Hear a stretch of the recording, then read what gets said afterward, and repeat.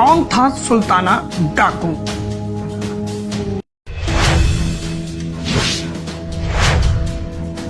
सासी भातु समाज से क्या था सुल्ताना का संबंध?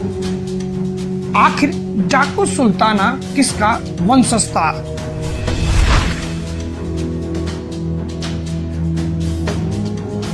अगर डाकू सुल्ताना एक डाकू था तो आज भी उसके लिए इतना सम्मान और आदर क्यों?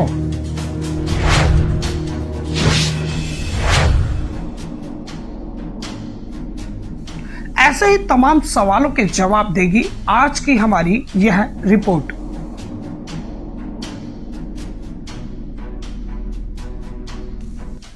हिंदुस्तान के इतिहास में डाकू सुल्ताना के हजारों किस्से और कहानियां मौजूद हैं। अगर हम यूं कहें कि डाकू सुल्ताना भारत के रॉबिन हुड थे तो कहना गलत नहीं होगा। सुल्ताना डाकू के नाम से मशहूर सुल्तान सिंह का ताल्लुक उत्तर प्रदेश के बिजनौर मुरादाबाद जिले के हरथला गांव से है। वैसे कई स्थानों पर उनका जन्म स्थान बिलारी और बिजनौर भी बताया जाता है। डाकू सुल्ताना खुद को मेवाड़ के राजा महाराणा प्रताप का वंशज मानते हैं। एक मत के अनुसार अकबर के हाथों महाराणा प्रताप की हार होने के बाद सासी भातु समाज के लोग देश के अलग अलग हिस्सों में चले गए थे और इस धारणा को ऐतिहासिक रूप से प्रमाणित करने के लिए सासी भातुओं के अति प्रसिद्ध पुरखे गुल्फी का नाम लिया जाता है और खुद सुल्ताना का दादा गुल्फी का अवतार माना जाता है। सुल्ताना अपने जीवन में एक मिथक बन गया था। उनके बारे में जनधारणा यही रही कि वह केवल अमीरों को अपना निशाना बनाता था और अमीरों से लूटे गए माल को गरीबों में बांट देता था। एक तरह से सामाजिक न्याय करने का उसका अपना यह तरीका था। जनधारणा इस बात को भी लेकर निश्चित है कि उसने अपने जीवन में किसी की हत्या नहीं की। हालांकि उसे गांव के एक प्रधान की हत्या करने के आरोप में फांसी दी गई थी। सुल्ताना बेहद साहसी और दबंग था और इसी दबंगई के चलते उत्तर प्रदेश से लेकर पंजाब, मध्य प्रदेश तक उसने अपना जाल फैलाया। सुल्ताना का मुख्य कार्य क्षेत्र उत्तर प्रदेश के पूर्व में गौड़ा से लेकर पश्चिम में सहारनपुर तक पसरा हुआ था। पुलिस ने डाकू सुल्ताना को अनेक बार खोजा, लेकिन चालाक सुल्ताना पुलिस के हाथ नहीं आता था और खास बात यह थी कि वह जहां भी डकैती करने जाते वहां जाने से पहले चिट्ठी लिखकर अपने आने की सूचना देते थे। एक प्रसिद्ध लेखक जिम कार्बेट ने अपनी प्रसिद्ध किताब माई इंडिया में सुल्ताना के बारे में लिखते हुए कहा है कि यह इंडिया का रॉबिन हुड है और सुल्ताना के चरित्र का आकलन करते हुए उन्होंने एक जगह लिखा है कि एक डाकू के तौर पर अपने पूरे करियर में सुल्ताना ने किसी निर्धन आदमी की एक कौड़ी भी नहीं लूटी। सभी गरीबों के लिए उसके दिल में खास जगह थी। जब भी उससे चंदा मांगा गया तो उसने मुंह मांगा चंदा दिया और किसी गरीब की दुकान से सामान खरीदा तो हमेशा दुगने पैसे दिए। 400 साल पहले नवाब नजीबुद्दौला के द्वारा बनाए गए किले को आखिरी समय में सुल्तान सिंह ने अपना अज्ञातवास बना लिया था और महाराणा प्रताप की ही तर्ज पर उसके भी घोड़े का नाम चेतक था। कहा जाता है कि सुल्तान सिंह स्वतंत्रता सेनानी था। उसने अंग्रेजों को नाको चने चबवाए। अंग्रेजों के सामने सुल्तान सिंह ने हमेशा अपनी कड़ी चुनौती पेश की और अंग्रेजों को दिन रात वह जंगलों में छकाता रहा। हारकर ब्रिटिश सरकार ने सुल्तान सिंह को पकड़ने के लिए अपने दुस्साहसी अफसर फ्रेंडी यंग को बुलाया और इसी के साथ फ्रेंडी यंग और डाकू सुल्ताना का नाम इतिहास में अमिट रूप में दर्ज हो गया। कई साल के संघर्ष के बाद अफसर फ्रेंडी यंग ने सुल्तान को धर दबोचा, लेकिन असूलों के पक्के फ्रेंडी यंग ने भी सुल्तान की मौत के बाद उसकी पत्नी और उसके बेटे की जी भरकर सहायता की। डाकू सुल्ताना पे 1956 में मोहन शर्मा ने जयराज और शीला रम्मानी को लेकर आरडी फिल्म्स के बैनर तले सुल्ताना डाकू फिल्म का निर्माण किया। उसके बाद 1972 में निर्देशक मोहम्मद हुसैन ने भी फिल्म सुल्ताना डाकू बनाई, जिसमें मुख्य किरदार दारा सिंह ने निभाया। सुल्ताना की जिंदगी पर हजारों नाटक और किताबें लिखी जा चुकी हैं। सासी भातु समाज में एक समाज सेवक के रूप में पहचान रखने वाले दीपक कुमार अबुआ ने सासी भातु समाज के इस इतिहास को जानने के लिए दिल्ली से लेकर मुरादाबाद तक का सफर किया।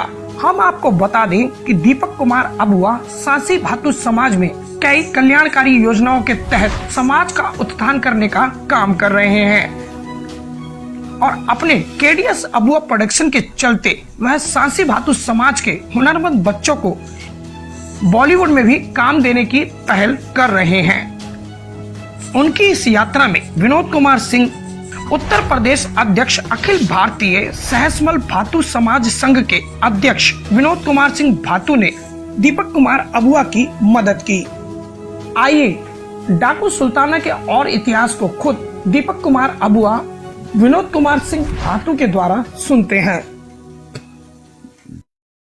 जैसा कि आप सामने देख रहे हैं, यह समाधि श्री सुल्तान सिंह अंग्रेजों द्वारा फांसी दी गई असली समाधि है, जिसके नीचे में लिखा हुआ है वाल मुकुंद सिंह, मती कोकलिया सिंह, चंदा सिंह, मती रुक्मणी सिंह, विकट सिंह और समर सिंह, बनवाने वाले श्री मधुबाला सिंह जी। ये पूरे के पूरे उनकी वो पीढ़ी है, परिवार है, जो अभी तक भी उनकी पीढ़ी चलती जा रही है।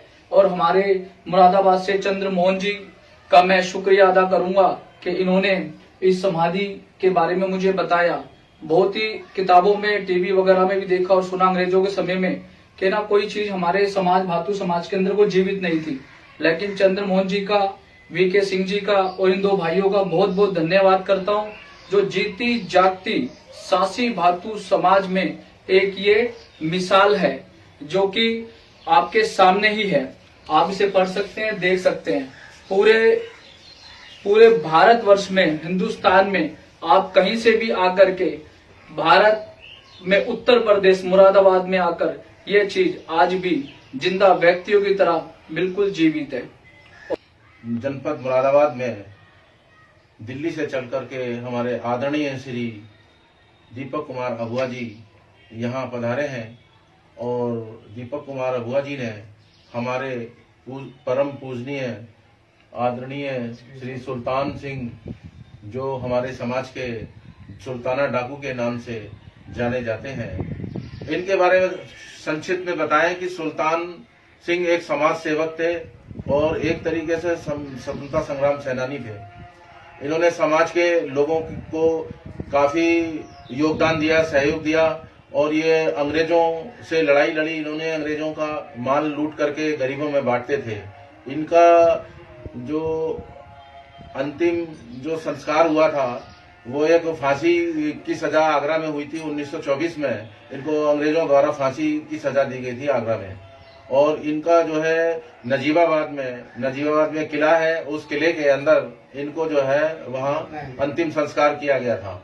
और इसके बाद जो है नजीबाबाद से वहाँ की इनकी जो पार्थिव शरीर है, जो अस्थियां है, वहाँ से ला करके और यहाँ जनपद मुरादाबाद में जो हिमगिरी कॉलोनी में भातु स्थान का कब्रिस्तान है, यहाँ पर इनकी समाधि बनाई गई है। जैसा कि दोस्तों आपने अभी देखा कि उत्तर प्रदेश जनपद मुरादाबाद, मैं आपको जूम करके दोबारा से दिखाने की कोशिश कर रहा हूँ। यह वही सारी जगह है जहाँ सासी और भातु समाज के लोगों को अंग्रेज बंधक बना करके रखते थे। वो जगह कुछ थोड़ी सी है पुराने ज़माने की, लेकिन समय बदल चुका है। और ये सामने आप बिल्डिंग देखेंगे, यहाँ से लेके बहुत आगे तक, जहाँ तक भी आपकी या उस समय हमारे बुज़ुर्गों की नज़रें जाती थी, तो इतनी बड़ी जगह थी ये, जो कि आज भी ये जगह जीवित है। समय बदल चुका है। तो दोस्तों, बड़ी ही मुश्किलें, बड़ी ही कठिनाइयाँ हमारे भातु समाज के लोगों ने काटी हैं। और आज भी वो चीज़ें, आज हमारे पूर्वज नहीं है दुनिया में तो क्या हुआ, लेकिन आज भी वो इतिहास के पन्नों में ये चीज़ें दर्ज हैं। जो कि लोग कहते हैं कि सांसी क्या और भातू क्या है। सांसी और भातू की स्टोरी पूरे भारत के अंदर में है, लेकिन जहां हमारे सुल्ताना जो कि समय के हिसाब से बेमतलब उन्हें स्वतंत्र सेनानी की जगह उन्हें बदनाम कर दिया गया कि डाकू सुल्ताना, ये उन्हीं की धरती उन्हीं की जगह है। जो आज भी दुनिया आई और दुनिया गई, लेकिन ये जगह आज भी जीवित है। बहुत बहुत धन्यवाद करना चाहूँगा। डाकू सुल्ताना सिंह अपने जीवन में अंग्रेजों के आगे एक ऐसी चुनौती बना रहा जिससे पार पाना हमेशा अंग्रेजों के लिए खतरे से भरा रहा। और यही वजह है कि आज अपनी मौत के इतने सालों बाद भी सांसी भातू समाज के लोग उनके अनुयायी हैं और उनकी पूजा करते हैं, उनमें अपना विश्वास रखते हैं, क्योंकि डाकू सुल्ताना सिंह की ये तमाम बातें साबित करती हैं कि उन्होंने अपने ही ढंग से समाज में न्याय किया। नई दिल्ली मुरादाबाद से न्यूज फोल्डर के लिए गुलशन सैफी की रिपोर्ट।